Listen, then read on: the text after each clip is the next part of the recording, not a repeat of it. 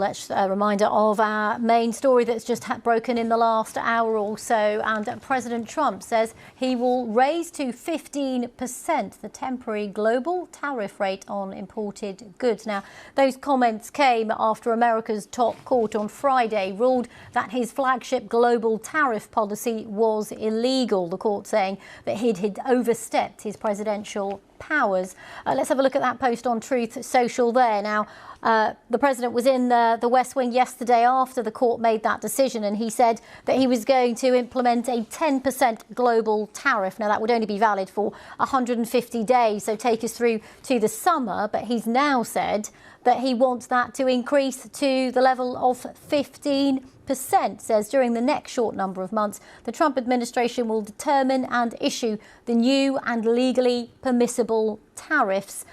He says the administration will continue what he describes as an extraordinarily successful process of making America great again. Of course, this decision, we will be, of course, watching what this means and the reaction, but it's another bombshell, really, just a day after the Supreme Court ruled that his decision was illegal. So we'll be looking to see what comes next. But this is another post that we saw from the president on Truth Social there, talking about the decision from the Supreme Court. It was a 6-3 decision. So some Republican justices didn't vote in favour of the president's tariff policy.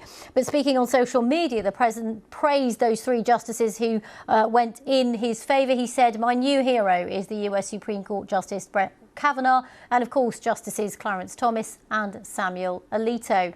He then went on to say there's no doubt in anyone's mind that they want to make America great again. So quite a lot of business on Truth Social this afternoon from the president in reaction to the tariff rate. But I think we'll be trying to dissect and work out what that increase to a blanket 15% now means, because one of the big questions is, what does this mean for all the already brokered global trade deals that have also been agreed in the wake of course, those tariffs which were announced last April. Well, let's hear from our business correspondent, Simon Browning.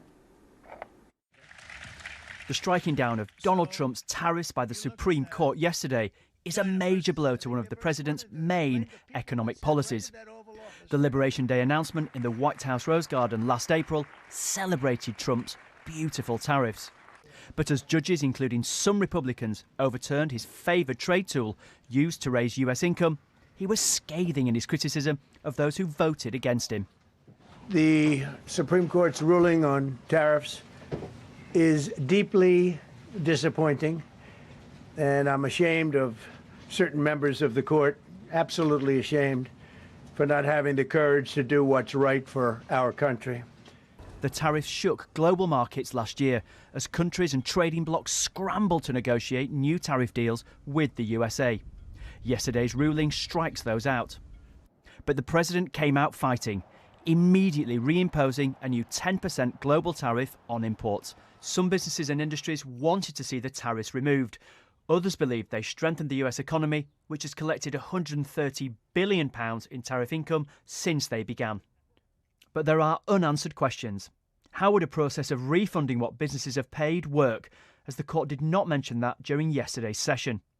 Will other new tariffs be introduced? There is a 150-day limit on the new 10% levy introduced yesterday.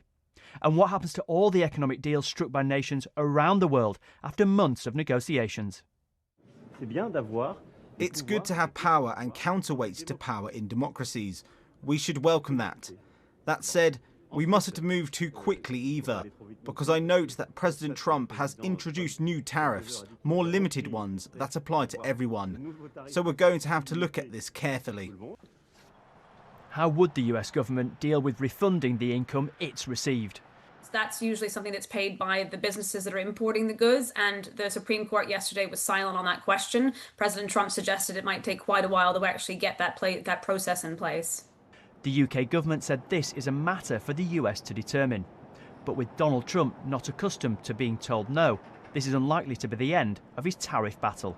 Simon Browning, BBC News. Well, live shot of the White House there, as of course we've heard from President Trump in the last hour, announcing that he's actually going to increase the rate at which he wants to impose global tariffs, going up now from 10 to 15%. All of this a reaction to that US Supreme Court ruling that struck down his previous global tariffs that he announced last year. We're going to bring you lots of reaction to that developing story and hear from the United States. So don't go away. Do stay with us here on BBC News.